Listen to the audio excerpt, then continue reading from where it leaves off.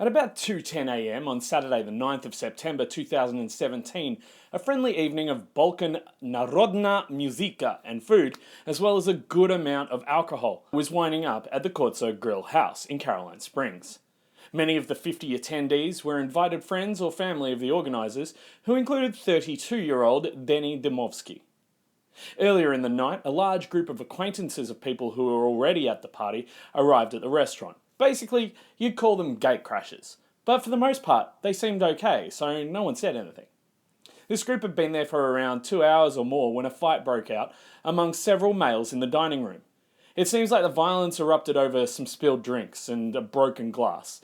But couple this with a shitload of testosterone, and you have a recipe for trouble. Shirts were grabbed, pushes and shoves were delivered. Punches were thrown, furniture was knocked over, a chair and a bottle or two were hurled, headlocks were administered, and men were grabbed by the arms or the shoulders in attempts to drag them away from the fray.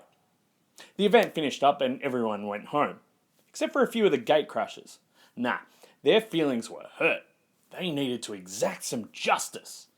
So they snuck around the car park to the rear of the restaurant, the kitchen entrance, and they pushed their way in.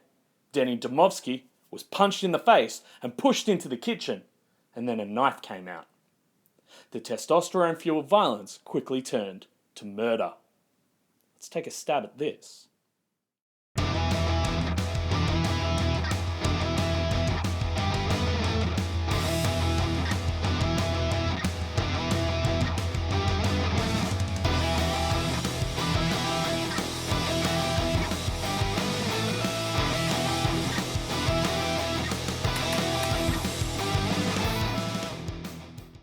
Hi mates, and welcome to Something About Murder. I'm Jay Something, and every week I bring you a couple of cases from Australia's true crime history. If this sounds interesting to you, please help us out by shooting the like button with your trusty boomstick, hitting that subscribe button, and then punching the notification bell in the face to be notified every time we release a new video. It really helps us out.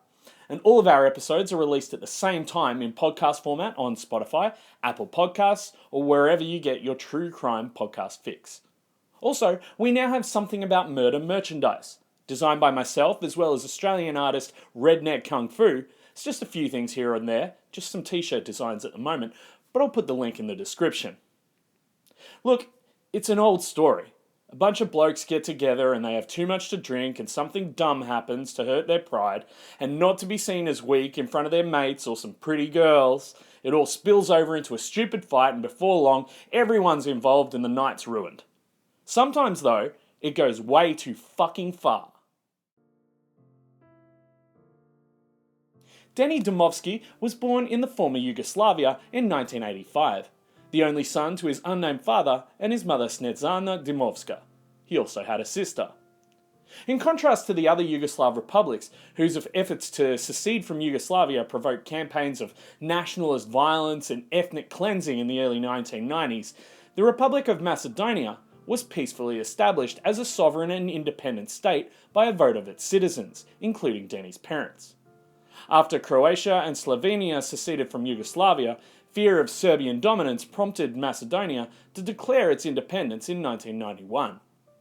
North Macedonia is one of the poorest countries in Europe, so it was a breath of fresh air for young Deni as he stepped off the plane in Australia in 2014, with a working holiday visa ready to take in the sights and sounds of a beautiful new country with so many more opportunities than those he had at home. He could find work and send money home to his parents, ensuring a better life for them all.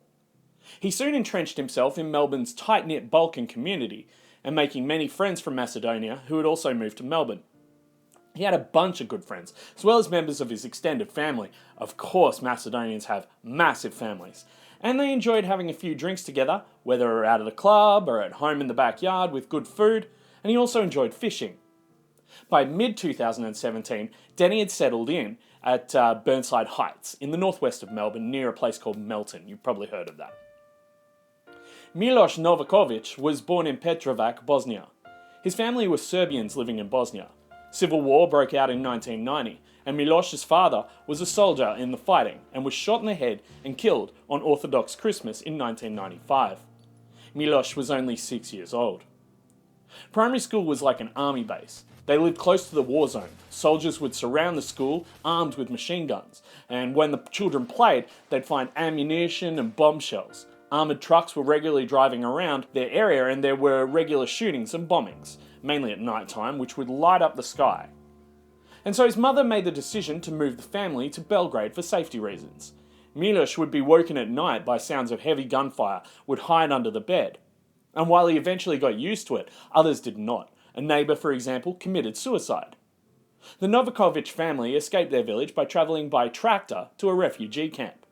The borders were closed and no one was allowed to leave the country. They stayed in a big warehouse, which was cramped, and people from the Red Cross would come and drop off food. They stayed there for 2 months. His mother then took the family to Deventer, where they remained for 6 months, and then to Belgrade, and they lived with an uncle and aunt, where they stayed for another year. When Milos was aged 8 or 9, the family came to Australia on a refugee visa. Milos found it difficult to assimilate, as he did not speak any English. There was bullying at school by other pupils during the 2 years it took him to learn English, but it continued thereafter because he still had a very heavy accent. That being said, Milos and his family formed strong friendships in the local Serbian community, and his mother got a job delivering newspapers. Milos would help. For about 18 months after school, they would walk around delivering newspapers together. And after saving some money, his mother rented a house in St Albans and then got a job at a factory. At 13, Milos picked up a job at an IGA supermarket. He worked there for 11 years part-time, 4 to 5 days per week from 4 p.m. until 11 p.m. He completed Year 10 at St Albans Secondary College and then commenced a computer course. In December 2010, he was placed on a community-based order for 12 months, without conviction, for a fray after punching someone while drunk. In March 2013, Milos was convicted and fined for forging a medical certificate to explain missed appointments on his community-based order when he had gone to work instead. In August 2014, he was convicted and placed on another community-based order on charges of resisting police, driving dangerously, and driving without a number plate. Ultimately, he secured a full-time job with Toll Express, which he held for 5 or 6 years. He did this while also working at IGA. And from 2015 to 2017, he worked in plastering, rendering and painting at Elite Construction. In 2017, Milos began to start his own excavation business. He bought a prime mover truck, a tipper body and a dog trailer, and had got a business loan from the bank. The plan was that he would work the night shift and his brother-in-law would work the day shift. Now back to Deni Dimovski. One of the biggest things of importance to him was music. He was well known in the Balkan music community, and he hosted nightclubs and restaurant musical performances. And so it came to be that he and a friend organised an event of Balkan music at the Korzo Grill House in Caroline Springs on Friday the 8th of September 2017. They named the event Taste the Macedonian and Balkan Cuisine. There was going to be singers, and then people could do karaoke afterwards. And by that time, Deni had been living in Australia for 3 years. He'd made a lot of friends, so he wasn't surprised when around 50 people showed up to the small restaurant for the performance. This included so many of his extended family and his new friends, all that sort of stuff. It included the Balkan feast at the party, as well as I said, late night karaoke. At around midnight, Milos Novakovic and his friends, including Milan and Sasa Jovic, Stefan and Daniel Obradovic, and Stephen Motta, decided to gatecrash this little shindig at the Korzo Grill House. Drinks were flowing, music was pumping, and everyone seemed to be having a good time.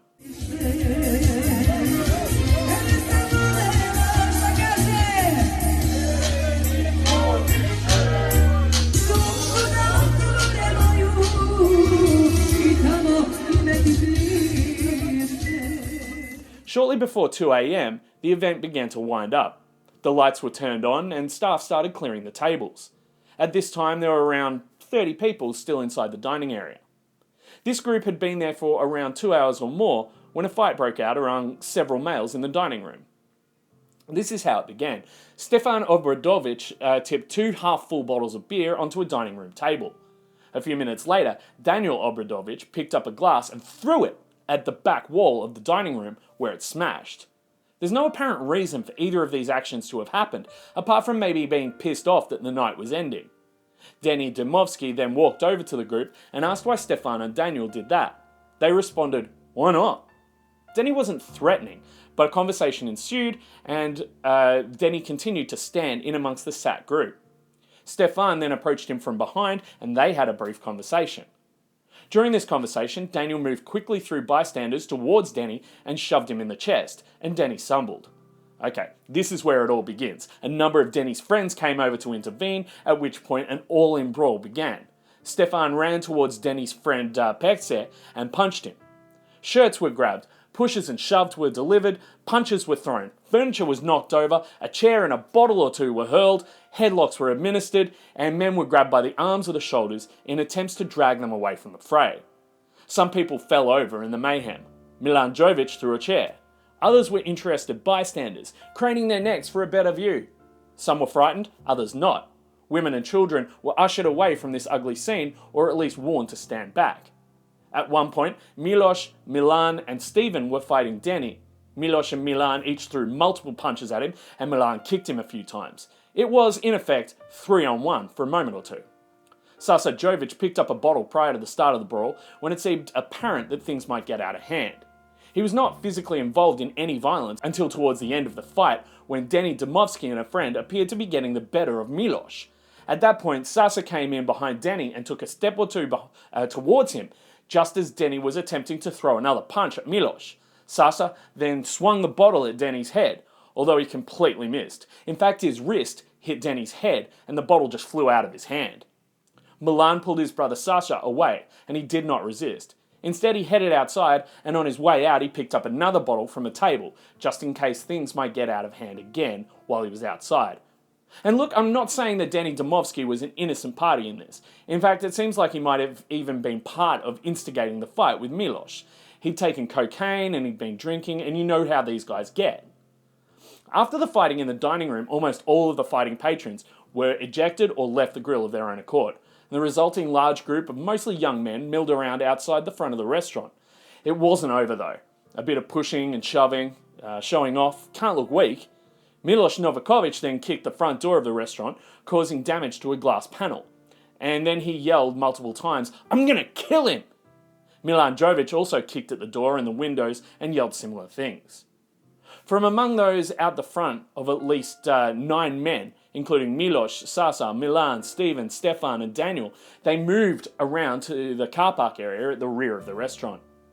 Sasa Jovic could be seen on the CCTV, walking towards the kitchen door, crouching down and then motioning to others, who came over and gathered outside the door.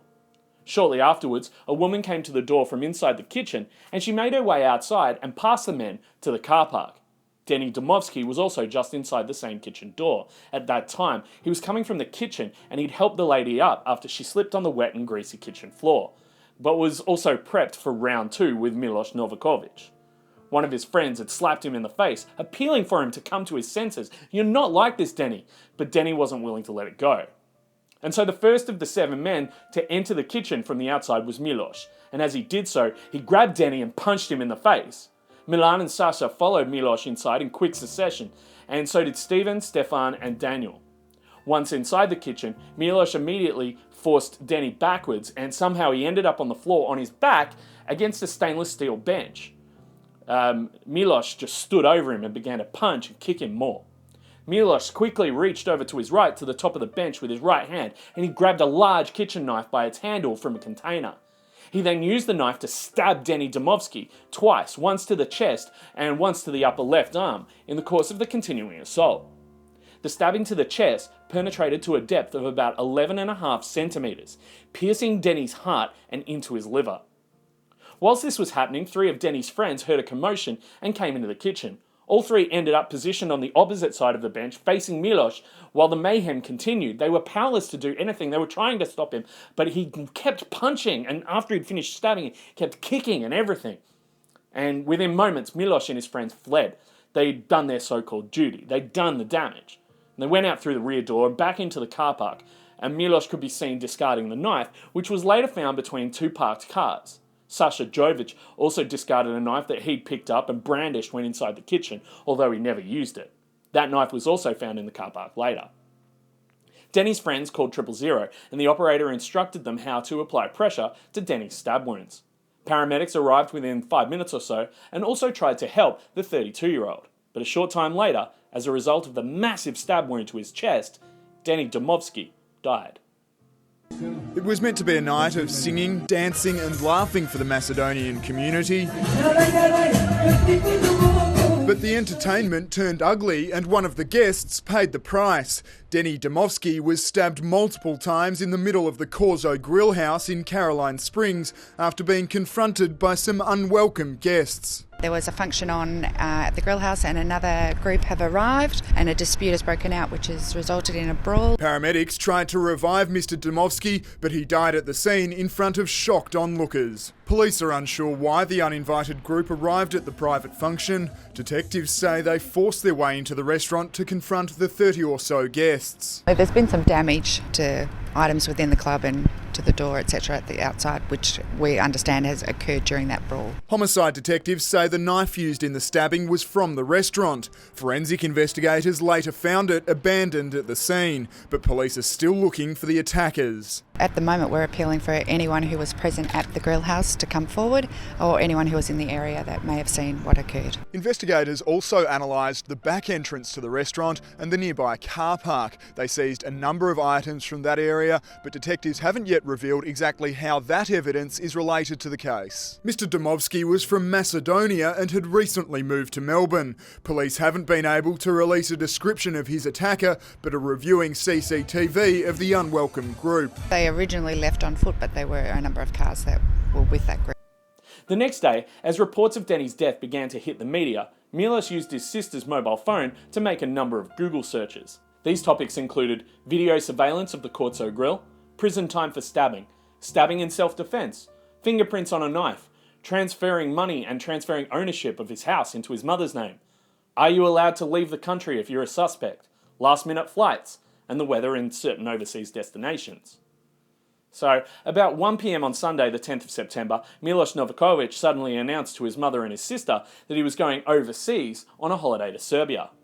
Later that day, he went to Melbourne Airport and prepared to board a flight bound to Belgrade in Serbia via Qatar. At the airport, he was arrested and charged. Milan and Sasa Jovic were arrested on the 18th of October 2017. Stefan and Daniel Obradovic and Stephen Motta were arrested in November 2017. They escaped conviction and the court ordered them to do unpaid community work around 75 hours. A GoFundMe was set up for Deni Dimovski's family back in Macedonia and it quickly reached over $25,000. The money helped the family get Deni's body back to Macedonia, where he was buried in a grave that his parents still visit daily.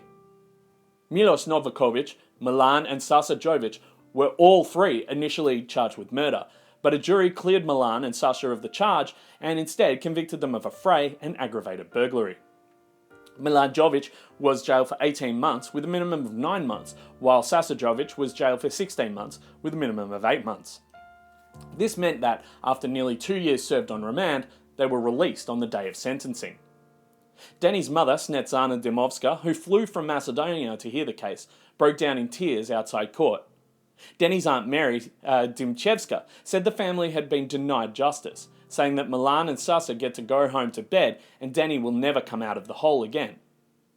The jury found Milos Novakovic guilty of murder, and Justice Croucher sentenced him to 20 years and 6 months, with a minimum of 15 years. The judge said that as angry as Mr. Novakovic may have been about what had happened in the restaurant, and as drunk as he may have been, there was simply no justification for taking his anger out on Deni Dimovski, adding that Deni had been on his back and vulnerable. Outside court, Deni's Aunt Mary said that while justice was served in the case of Milos, nothing will bring back her nephew, adding that Deni's mother Snezana had fallen into a coma after hearing of his death, and that his sister was chronically ill. Happy. Could have got more, but we're happy. So what you were expecting? Yes. Now, Yes. I know the family... The possibility of parole is a bit too short. 15 years is on the light side, so that's it. The sentencing wasn't bad itself. 20 years is what we expect, but to be out in what now is left 13 years is a bit disappointing. So 13 years, still a young man, so he gets out, he has a life. So And now I know Susanna was here last time. She was very dissatisfied with the result. That's right. How do you think she'll feel about today's result? Nothing will change. I think it'll still be the same because their pain is never going to go away. So that's all I can really say. Because they're going to be still suffering until the day when they go. You know what I mean? So, but she knew. Even if they give him 20 years, even if they give him 15 years, he's going to be out, but he'll never come out. So it's not easy, but she'll be expected to know what's happening. I do feel injustice, but it's not fair also because the other two that got away with nothing. Because then again, you know, like justice has to be served. You've done something, you have to serve for that. You know what I mean? And so if you don't serve it, and you're going to have that guilty conscience on your mind for the rest of your life, that's not good. But that's the law, and we can't change the law. You know, we're only here to support our nephew, my husband's nephew, and we're the family, or the immediate family that's on this side when he was here. But his immediate family is at home, back in Macedonia. That's all I can really say. Lastly, for me, what was it like for the family to sit in court and see the murder of his friends? Look, I can't really say, you know, because it hurts. That's all I'm going to say. I'm in pain at the moment, but that's all I really can say. But he knew that he was going to get a bit of a time, so he knew he was expected because there was no, after the sentencing, there was no yelling, screaming, whatever, so they all knew he was going to be there for a while. So, yeah. Did you have any idea why all of this happened? Milos Novakovic will be eligible for parole in 2032. Look, men still carry around DNA of our more murderous ancestors, and it's instilled this natural tendency towards violence in us. It's a cop-out for these behaviours though. The thing is, whether it's from ancestors or not, violence is in a lot of us. And what does matter is how we choose to deal with it. Thanks for your time today. I really appreciate you watching the whole video. Join me next time as we trawl through another episode in the true crime history of Australia. If you've enjoyed this video, once again, please go ahead and shoot the like button with your trusty boomstick and go all clickety-clackety on that subscribe button. Make sure you also punch the notification bell in the face so you can get notified every time we release a new video. In all seriousness, it really does help us out. And remember, all of our episodes are released at the same time on Spotify, Apple Podcasts, or wherever you get your true crime fix. I'm on Instagram at Something About Murder, and I respond to every message that I receive. So I hope to hear from you, and I hope you don't get murdered. Stay safe out there.